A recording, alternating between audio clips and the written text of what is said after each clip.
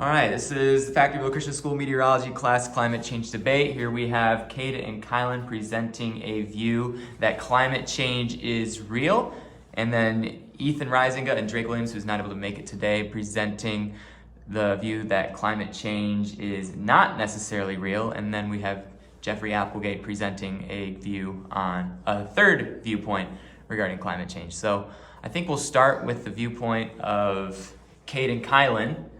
Climate change is real. One of you can take the seat if you'd like. It's up to you.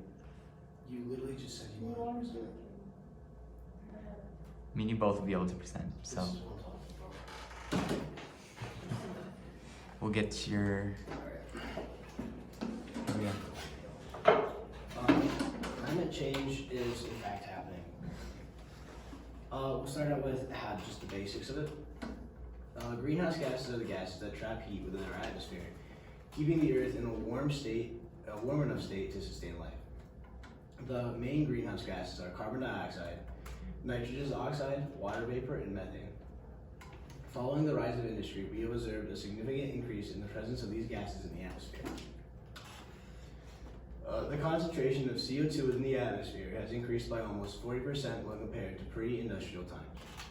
Naturally produced by volcanic eruption events, man-made CO2 increase the burning fossil fuels and deforestation. Levels of nitrous oxide have increased by 18% in the last century, naturally produced through farming practices. Man-made nitrous oxide increased through burning fossil fuels and vegetation. Methane levels have also seen an increase when compared to times prior to the 1880s. Naturally produced through plant matter breakdown, livestock, and landfills. Man-made increase through fossil fuel transportation and leaks, and 70 through 90% of natural gas is methane. Then we have atmospheric carbon dioxide amounts of annual emission, and as you can see, it steadily goes up, and then all of a sudden we see a large spike in it, and effectively a 100-year period. And then the global temperature has increased by a heat of 1.9 degrees Fahrenheit since 1880. Every decade, we see the global temperature rise by 0.2 degrees Celsius. Evidence shows that while the sun is to be blamed for previous global warming trends, it cannot explain this one as we are making it. This is firm evidence that claims man-made practices are guilty for the current warming the Earth is experiencing. If we don't take action to halt global warming, we are dooming our planet. And these are the major sources that come from man-made. The electrical industry, which is burning fossil fuels for energy, chemical reactions from raw materials. The agricultural, which is livestock, soil, and rice production. The residential, the forestry, which is deforestation, and the transportation, which is burning fossil fuels for cars, trucks, planes, etc. Climate change is doing to our Earth. They're shrinking the ice caps, which is leaking fresh water into the ocean. Melting permafrost releases carbon dioxide and methane into the atmosphere.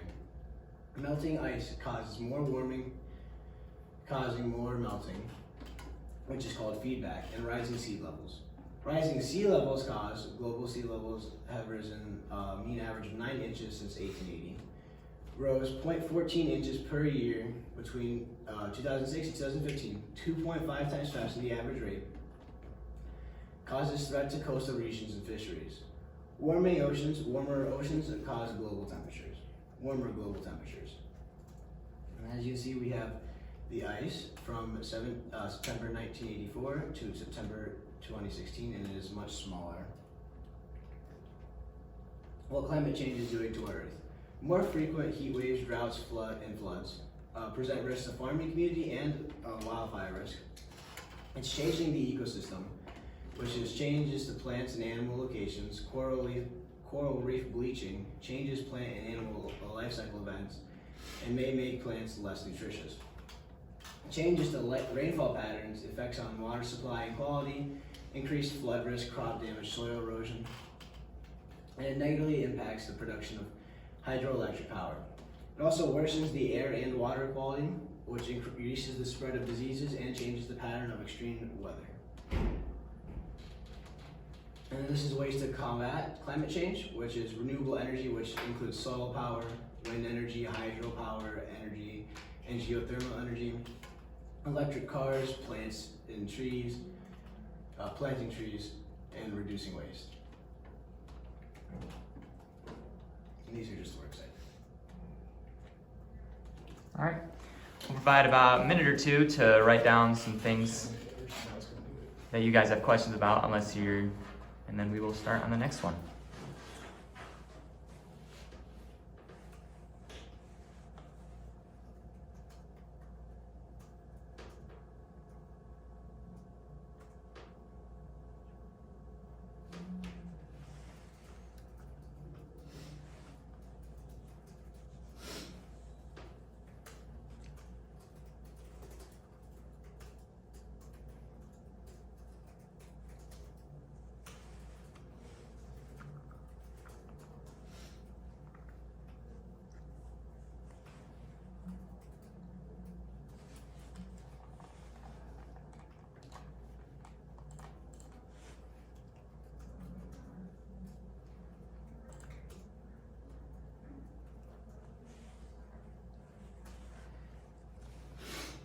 All right, you guys need more time, or are you ready? Just a sec. Just a second, okay.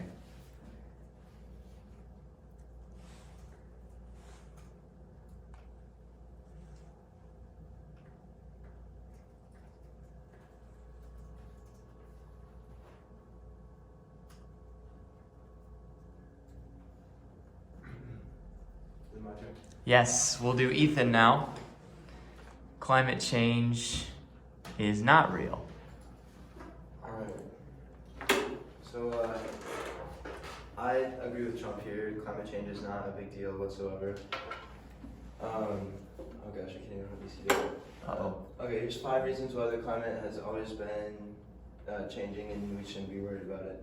Climate has been changing since the beginning of time. It says in the Bible that it will, and it also says in the Bible that the seasons will continue to change, and there will always be summer, winter, spring, or seed time and harvest.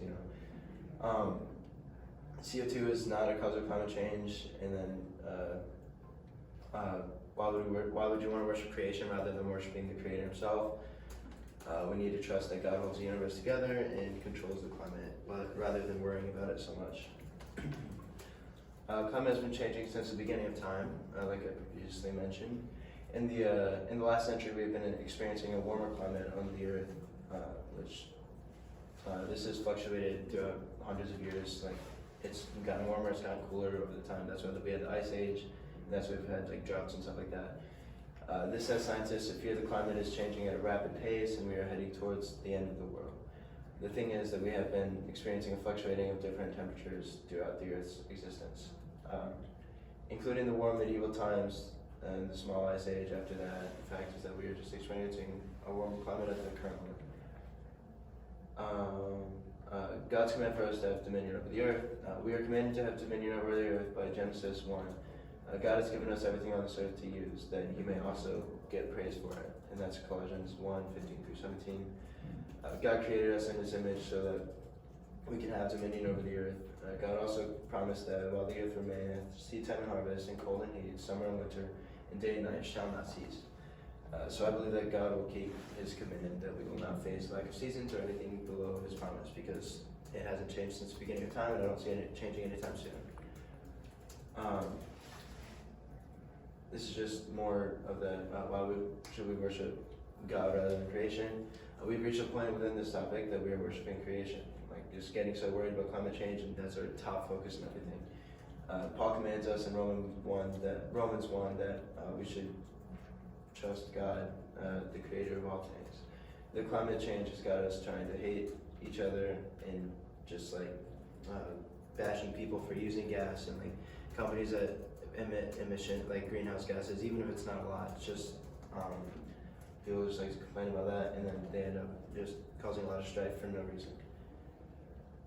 We need to trust that God holds the universe together and controls the climate. And then at the end of the day, as Christians, we have a God who holds the world in the palm of His hands. Why can't we trust that He can't control the climate?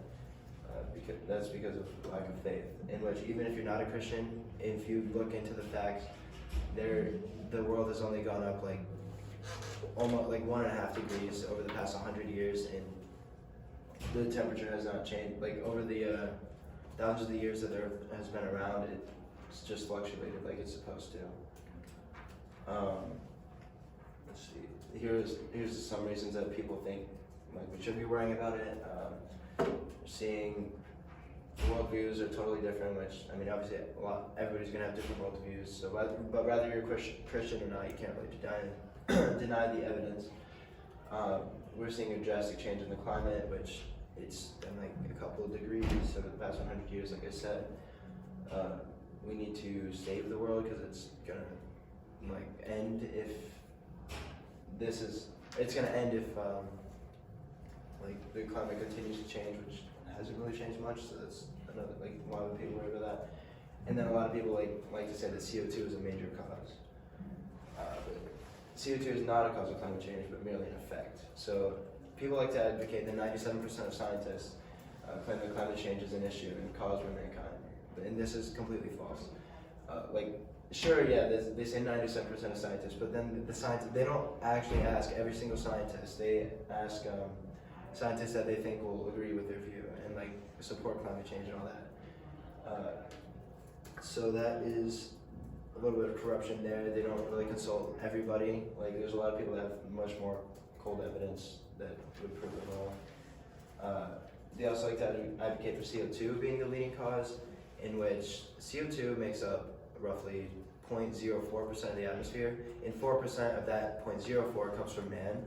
And they like to say that man's 4% of the 0.04% of CO2 that's in the atmosphere is causing major rapid climate change, which is completely false because, I mean, that little bit, like, and there has to be so many more other aspects if the climate was changing. So CO2 is not causing climate change. And then, throughout this whole debate, it boils down to what you believe, the origin of the earth. Christians should believe that God created the earth in a literal 7 days and wasn't over billions of years ago. Evolutionists believe that this has taken billions of years for us and the earth to evolve. Again, as a biblical perspective, we don't agree with the billions of years and that we evolved. That denies God making us in His image. I do believe this comes down to the fact that we believe in a different view of the origin of the earth. Which even that's like, with like different views on the origin of the earth, like you don't have to be a Christian to not like to believe that climate change is not happening. Like it's not happening. You just have to look at the facts for that. And so like just look back and like even if the world was like billions of years old, why wouldn't the climate have changed drastically then? And like the world have ended already. So why would it decide to end now? And, in conclusion, CO2 is definitely not a major cause of climate change at all. We have dominion over the earth, but need to use wisdom from God to do so. Like, we still need to protect the earth. Like, it's wise to protect the earth and everything, but there's no sense in making a huge deal about climate change and that the world is going to end if we don't do something about it. But we should just strive to protect the earth. Worldview is an issue. God is in control, controls the weather and climate, and then God deserves the worship, not creation. So I believe that's it. And then there's the links. All right. Thank you. A couple minutes to write your notes down and then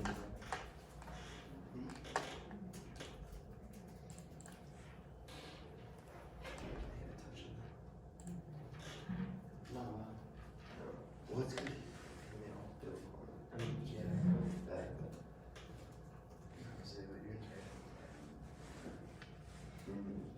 So with these debates too, there will be also one question that I'll have for each of you regarding your presentation. So let's keep that in mind. What was that? There will also be one question that I will ask that's not necessarily in the notes for you guys. So just keep that in mind as well.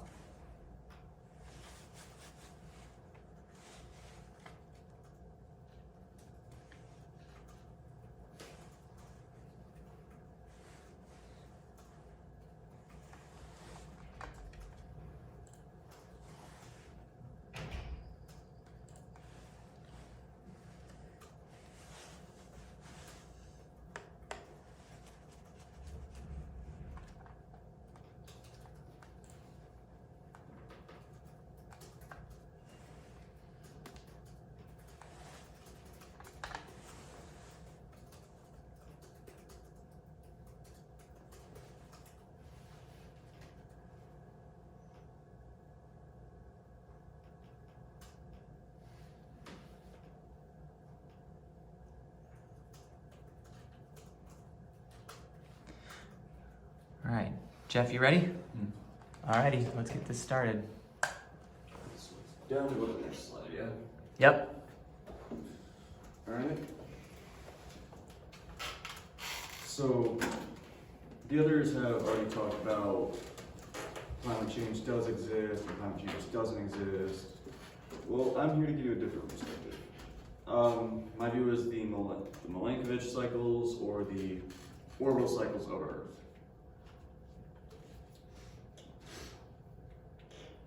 So the Milankovitch cycles are periodic changes in the orbital characteristics of a planet that control how much sunlight it receives, affecting its climate and habitability over hundreds of thousands of years. Most scientists believe that they have affected the atmosphere and orbited Earth for hundreds of years, and it's the prevailing theory among astrophysicists and other fields of study such as historical climatology and physics. The three main points in the cycles are the changes in eccentricity, which is the distance from the sun, precession, which is the angle of the Earth, and obliquity, which is kind of more tilting. So if you look here, eccentricity, right here, it's the distance of orbit from the sun. It's the Earth's annual pilgrimage around the sun. It's not perfectly circular. It's pretty close. Over time, the pull of gravity from our solar system's two large gas planets, Jupiter and Saturn, they cause the shape of the Earth's orbits to vary from nearly circular to slightly elliptical. It might not seem like much, but in a celestial body, that can cause quite a bit of change. Eccentricity measures how much the shape of the Earth's orbit departs from a perfect circle. These variations can affect the distance between the Earth and the Sun. Obviously, this is over 100,000 years. It's not going to happen instantly, but we will notice gradual changes within the past century or so. Precession, right. As the Earth rotates, as you see here, it's going around its orbit, and the angle at which it rotates is going to change. It wobbles slightly on its axis, like a slightly off-center top. This is caused by tidal forces, caused by the gravitational influences of the sun and moon that cause the Earth to bulge at the equator, affecting its rotation. Right, changes in the Earth's tilt. It might not seem like much, but if you can see here, it wobbles slightly from it changed the angle by about 2.5 degrees. And that's pointing the entire Earth's poles 2.5 degrees closer or farther away from the sun. And that will allow it to influence how extreme our seasons are, since each hemisphere receives more solar radiation during its summer. When the summer is tilted toward the sun, or when the hemisphere is tilted toward the sun, and less in the winter, it's tilted away. Larger tilt angles favor periods of deglaciation. That's, yeah. The melting and retreat of glaciers and ice sheets. That would cause, how Greenland is losing all of their polar ice caps and all that stuff. The effects aren't uniform globally, because at one point you're gonna get hit by there are always influences, like density of the atmosphere, the altitude, stuff like that. Right there, you see higher altitudes receive a larger change in solar radiation than areas closer to the equator. Now to wrap things up, the Earth's orbit is slowly decreasing from elliptical to a more circular shape. That'll, cause more radiation to hit us before it kind of dies out. The tilt of the Earth is slowly decreasing, causing the Arctic to be hit by more solar radiation, which is why the ice melts at a faster rate.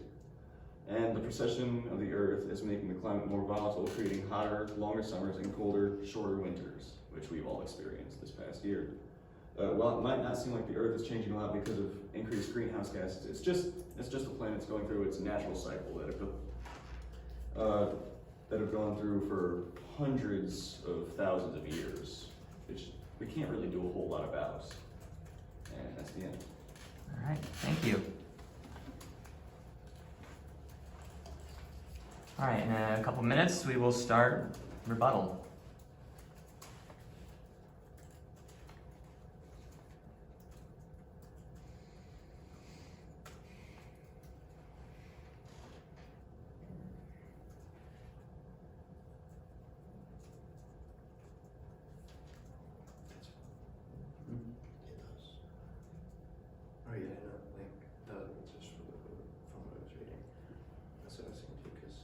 It's storage. They charge. Can you go back to Jeffrey's side real quick? Sure. And then the one that has the map. This one? Down. That one? What did you say the angle was? The angle change was? Oh, no, so that's slide number 5. Oh, Oh. The angle changes by about, it's about like 2.5 degrees, thanks. but depending on depending on the pull of whatever it is, the pull of gravity, it can change from Yeah, I was anything just to going 1 to back 5. the other side, find it. Yeah. Gotcha. All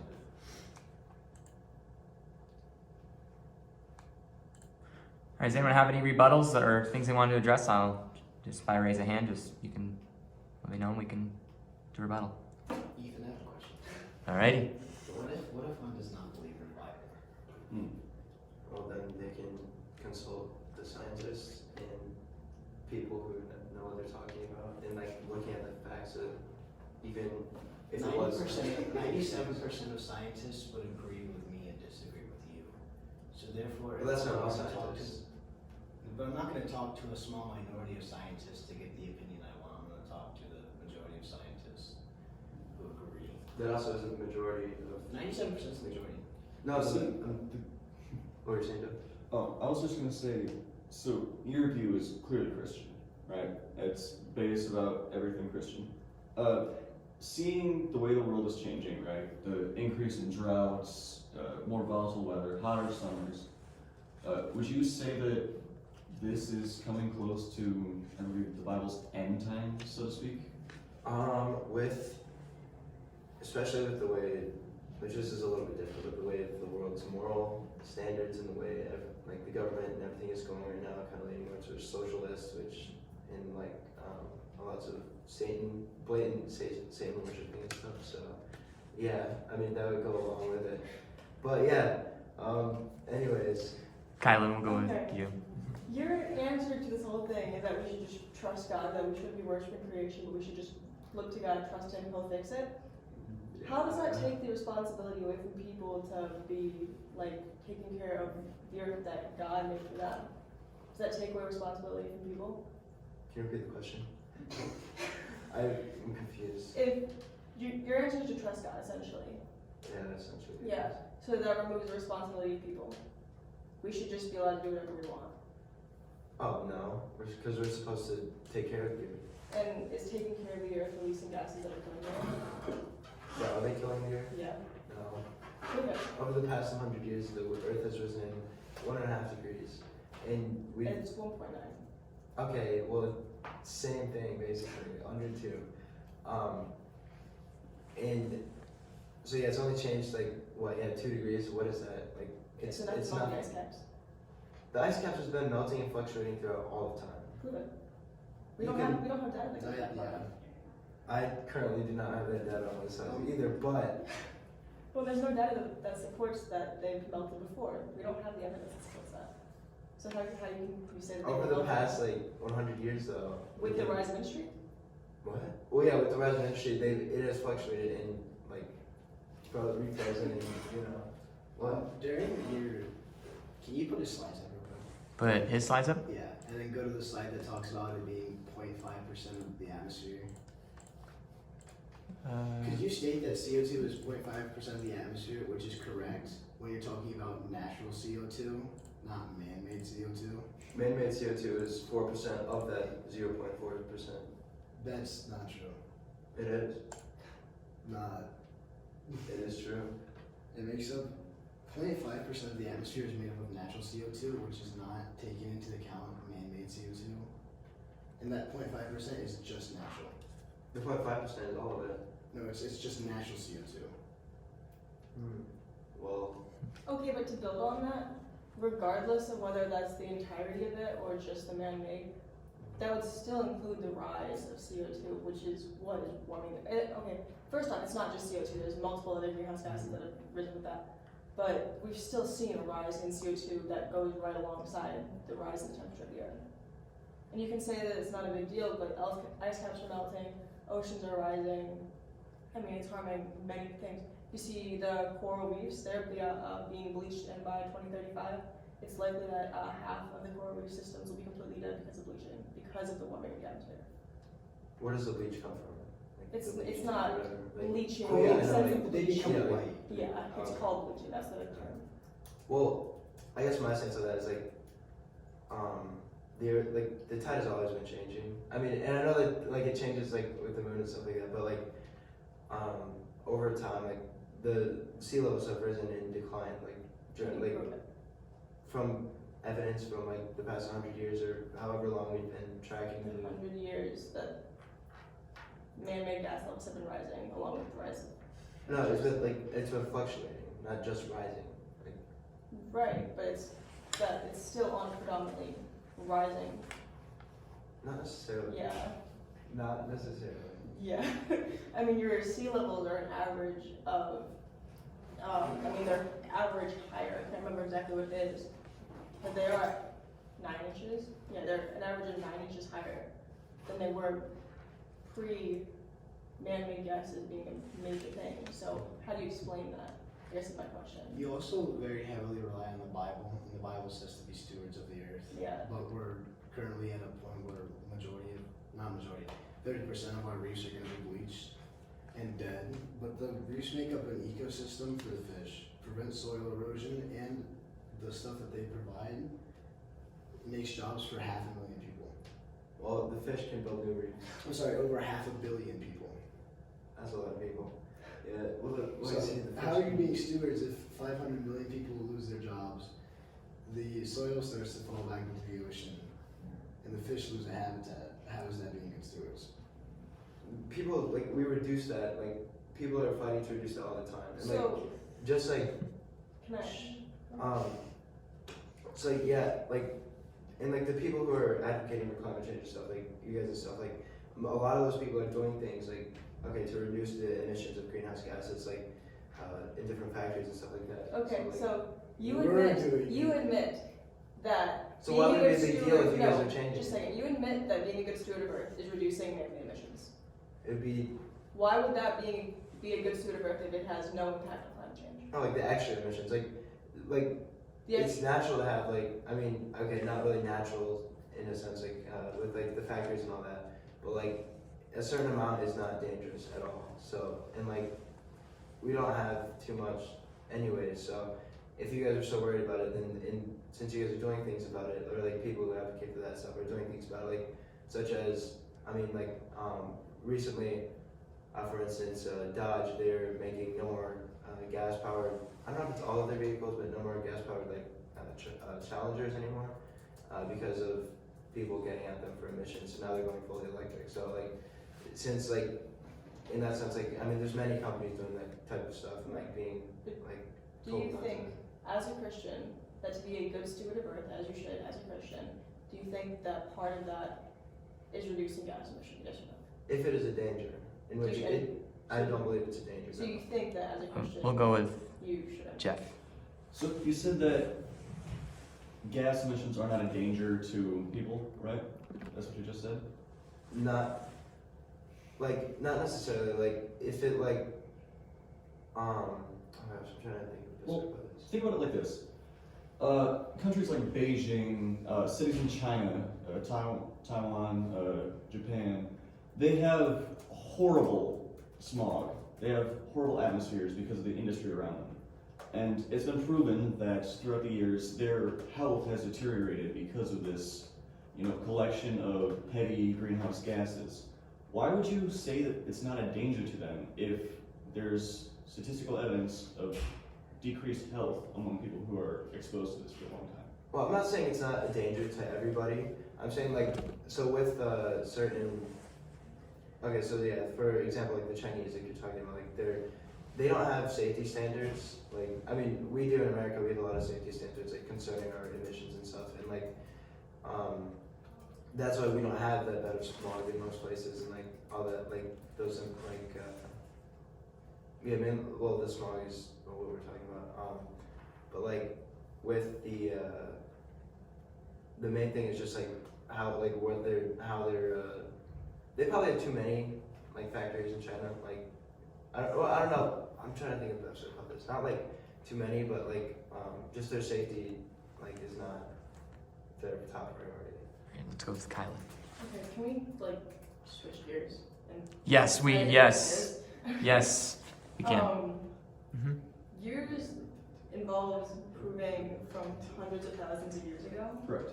How can you prove from hundreds of thousands of years ago? So geological data has showed that over an expanded period of time, there have been multiple ice ages, because you can see the difference in erosion throughout the different bores we've taken from the earth. We drill down and get these cores that are anywhere from 30 centimeters to a couple hundred meters long.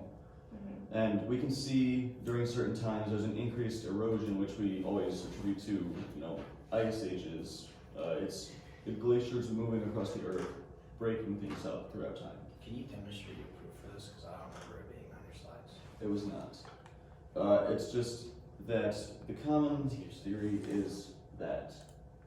So it's, but this whole cycle Well, system is a theory. Not necessarily. See, eccentricity, it does change.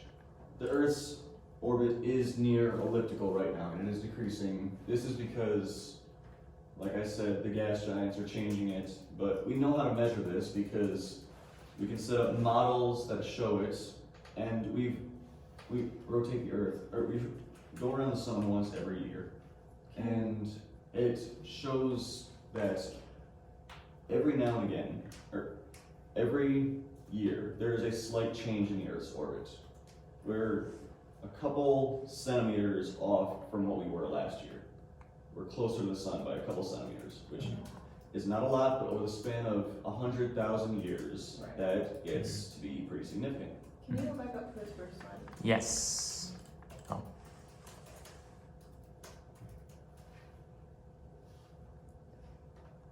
Okay, you do call it a theory though. Yes, Okay. because much of the natural laws of the Earth are basic laws. You cannot do anything without them. There's What no are these control basic that's. laws? Hmm? What are the basic laws? Well, one basic law is the law of gravity. The larger the mass of the object, the larger the attraction to that object. Right. It- How does that that's impact your? close enough. Mhm. Well, it's a law. You cannot do anything without avoiding that law. Mhm. The thing is, this is just a theory because it's not exhibited throughout all of the universe. There are gas giants in some in some solar systems, and there are just one planet in others. We only know this is possible because we can measure the gravity of the gas giants here from Earth, and it will have an effect on us now. So this is a theory solely because it isn't prevalent throughout like the entirety of everything. Well, it's a theory mainly because we can't apply it to absolutely every other planet. So you're certain this is how the Earth works. Yeah, with decent certainty, yes. Alright, let's go with Cade and then we'll Um, switch gears. Gravity is only a theory because the formula for gravity tries to describe the force being put down, but does not explain how the force works. If it tried to explain how the force works, it would be a theory. So it's just barely a law. Still a law. All right, I'm gonna ask a question to everybody. Let's see how your view would explain this, and some of you may have, well, this question came up during Caden Cowan's presentation, and then anyone can answer this question, all right? And this is one that's not in the notes, so just keep that in mind. Prior to 1880, what were the temperatures like? We think about the medieval warm period, where the Norsemen settled in parts of Greenland during the warm time period, okay? And then we also have the cooling trend that occurred in the early 1800s. You guys remember the harsh winters during the 1600s to the 1800s, okay? How does your view explain that cycle change from warm to cold and back to warm? Okay, so our stance on that simply is that there is no data aside from like word of mouth. There is no recorded data, it wasn't measured. So, I mean, very well, considering that it wasn't measured, it very well could be the same then and now. And we just don't realize it because there is no accurate data from that time. Okay. Yeah, Keep going. they can't technically prove that Right. there was Vikings there until at least the 10th century, and that's just a maybe And statement. then Mhm. to add on to that, we've seen that previously the sun has been to blame for some warming trends, but I mean now we can, with the rise of industry, you clearly see a very clear rise in temperature that is attributed to the rising man-made gases. Gotcha. All right.